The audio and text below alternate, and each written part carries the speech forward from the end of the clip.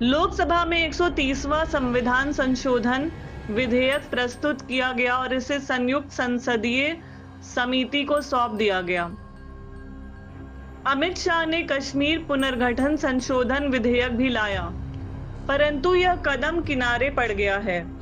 अब जबकि सरकार ने खुद ही संघ राज्य क्षेत्र शासन संशोधन विधेयक वापस ले लिया है, तब कश्मीर पुनर्गठन विधेयक पर शुक्रवार को चर्चा शुरू हो सकती है।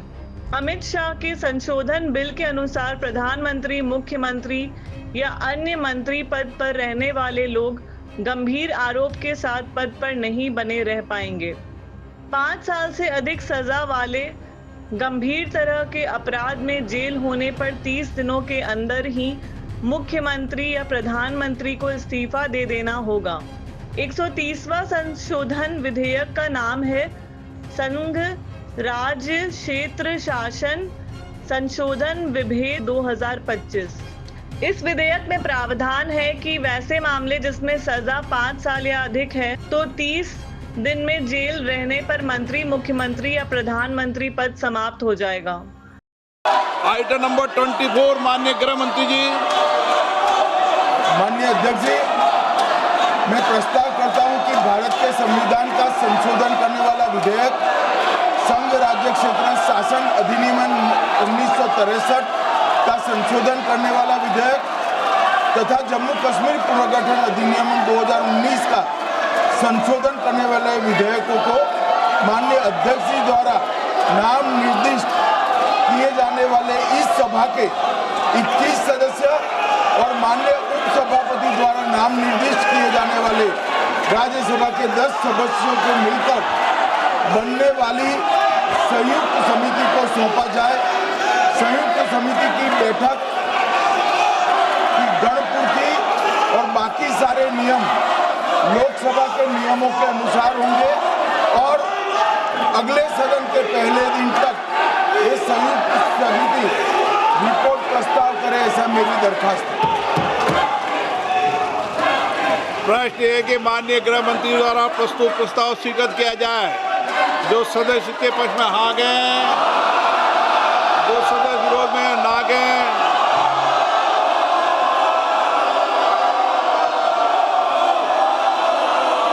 नो हाँ तो किया जा सकता है, लेकिन तरीका को सुधार लो आप।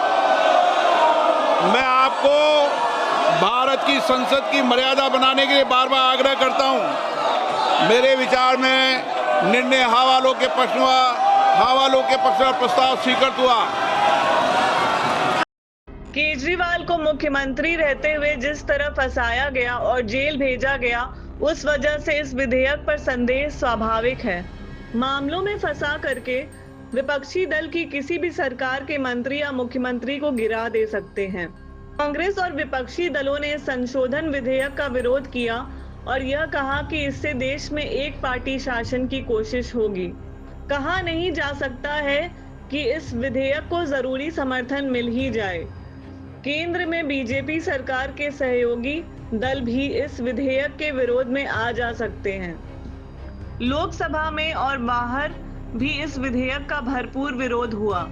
भविष्य के हाथों में सब कुछ छोड़ करके सरकार ने इस विधेयक के विवाद से अपने को बचा लेने का मन बना लिया। अमित शाह ने खुद प्रस्ताव लाकर इस बिल को संयुक्त संसदीय समिति में भेजने का प्रस्ताव रख दिया। लोकसभा के सभापति ओम बिरला ने इस विधेयक को संसद की संयुक्त समिति के हाथ में सौंप दिया है।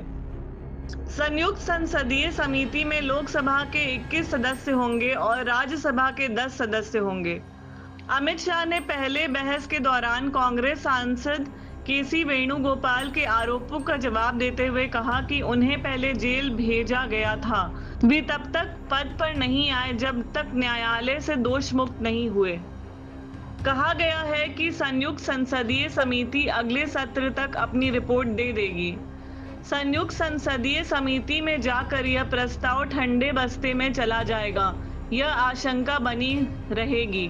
राजनीति और अपराध के संदर्भ में अब तक जितने कानून प्रावधान मौजूद हैं, राजनीति को साफ सुथरा बनाने की कोशिश नहीं हो रही है।